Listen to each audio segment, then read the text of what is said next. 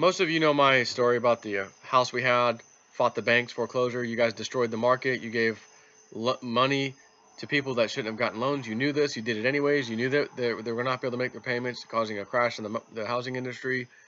The banks knew that they would be, quote unquote, packaging complete garbage asset, mortgages, mixing them with a few, literally a few good ones, and then giving this stinking pile of garbage a AAA rated, tranche credit score or credit rating so that they could sell this package to, pension funds and unions and whatever, retirements, with different retirement accounts.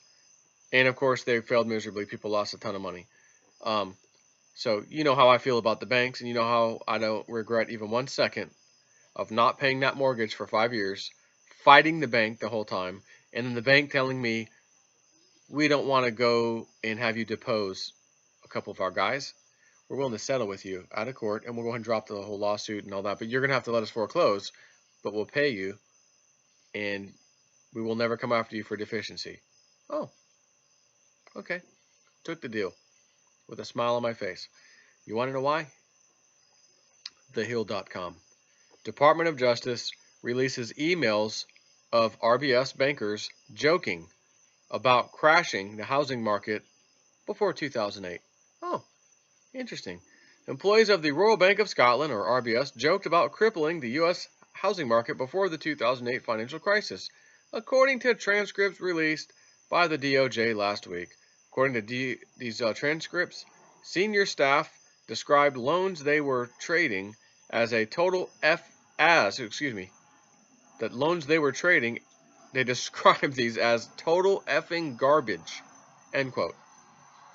DOJ also found that the Scottish bank's chief credit officer in the U.S. said the loans were, quote, all disguised to, look okay, kind of, in a data file, end quote. The release of the email and call transcripts were part of a DOJ report which resulted from nearly $5 billion settlement, 4.9, with RBS, Business Insider has reported. In its report, DOJ accused RBS of making false and misleading representations to sell more residential mortgage-backed securities to investors. That's the one I was telling you about, these junk ones. The Justice Department added that executives, quote, showed little regard for their misconduct and internally made light of it. After the shoddy loans began to erode the U.S. housing market noticeably, RBS's head trader reportedly received a call from a friend who said, quote, I'm sure your parents never imagined they'd raised a son who would destroy the housing market in the richest nation on the planet. So his friend called him to say, you're a freaking jerk, and I bet your parents never thought they would raise a kid who would do such a thing as you. That's, honestly, you're a good friend. Letting your friend have it and letting him know what you did was wrong. Okay? Quote, I take exception to the word destroy. I am more comfortable with severely damaged, he replied, according to the DOJ. According to transcripts, the banking system began to reveal flaws in October of 2007.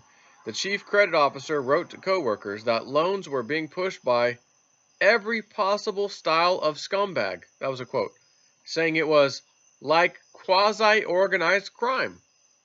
The emails contained, the emails released comes about a decade after actions by companies like RBS helped contribute to the U.S. financial meltdown and subsequent Great Recession.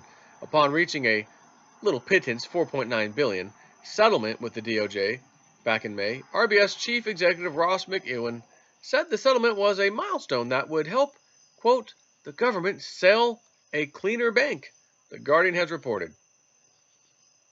And there's 151 comments from this. I'm curious what kind of people, what things people are saying. Just a reminder, our Republican-led Congress just undermined banking regulations because, and I swear, Trump actually said this, they made it hard for Trump's friends to make money. Look it up. That's true.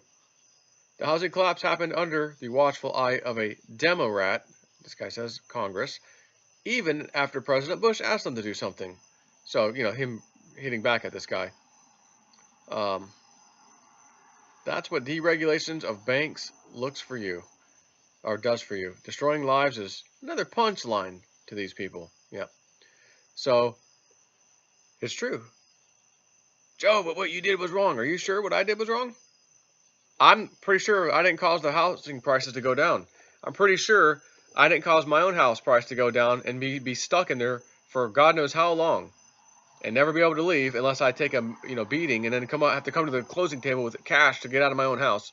When we're told you buy a house and pretty much from that day forward, as you move on, paying your payments, making your mortgage payments, when you go to sell, you should at least, a year or two later, very worst case scenario, you should break even. A few years later, you should easily be able to make a nice little profit.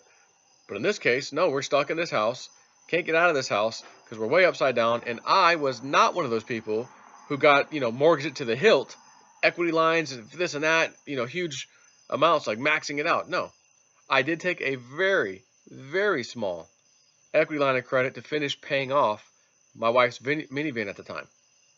So yeah, small amount of money. And if I hadn't done that, it wouldn't have mattered anyways. We were still underwater based off of what these banks did. What do? They easily have a $5 billion laying around as they just pay it. No problem, we'll pay it. While that sounds like a lot of money to me and you, it's nothing compared to how much these banks made committing those fraudulent crimes. Again, I've said this 1,000 times. These banks cook it in, they bake it into the cake. We're going to commit fraud. We're going to commit, felonies, and we're going to just pay fines to get out of the way, to get out of these things. We're going to promise not to do it again. They'll tell us we can't trade this kind of thing for 2 years. That's fine. And then 2 years goes by, we're trading it again. We're manipulating it again. We're doing the same kind of fraud we were doing before, but we're making billions and billions and billions of dollars. So when it finally catches up to us, we got to pay this huge $3, $4, $5 billion fine. Now, back in the day, I remember, millions of dollars, 500 million, 300 million. Oh, largest fine so far. Like that was a lot of money. Now we're hearing 5 billion. Doesn't matter if you made 10 or 15 billion now, does it? What's 5 billion if you made 15? Oh, that means we made 10. We made 15 minus the fine, so to speak. We walked away with 10 billion for committing these crimes. Okay, shut the effing bank down. How about that? Shut them down. You did this one time and you'll never do it again. You'll never do it again. Well, okay, we promise. No, not that you promise. We had to bail you out. You're never doing this again because we're breaking you apart. You're finished. Oh, and this guy who's been caught laughing about it, you knew you were selling junk, you're going to prison. How about that? And your company can pay $5 billion. Instead, I guarantee this guy is walking free. No jail time, no nothing. Probably has a massive golden parachute. Maybe already left the company and is going to work somewhere else for big, big money. You, on the other hand, pay your taxes. And if you live in New Jersey, damn it, pay those toll roads. They call this place the Garden State, don't they? I'm renaming Jersey to the Toll State. The amount of tolls in this state is unfreaking believable. And all I'm thinking of pensions. I just did a video on this guy, the billionaire leaving. The billionaire who left Jersey, one man, caused the freaking legislators to have to rewrite the budget. We got to fix the budget. This guy's leaving, and we tax the crap out of him, income tax, state income tax. And now that cash cow's gone. We were getting a few $100 million off this guy.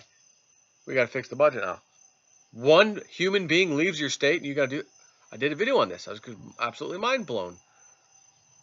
And I'm like, wow. You leave one state, and on the way to Jersey, you enter that state, toll immediately. Welcome to, whatever, pay the toll.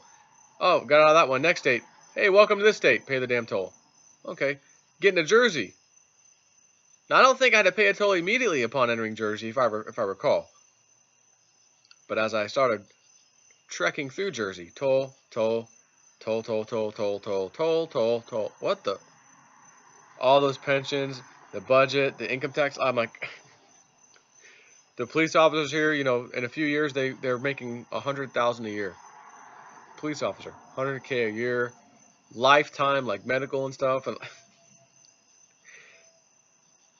I almost feel as bad as I do about California when I yell at people, guys, get the hell out of California. What are you doing over there? Get out of the freaking state. I got to say, New Jersey might be my second pick now, although I think second place still is especially Chicago, Illinois, but Illinois generally because the whole damn state's in trouble. But jerseys, those are my top 3. I'll just leave it at that. Take care.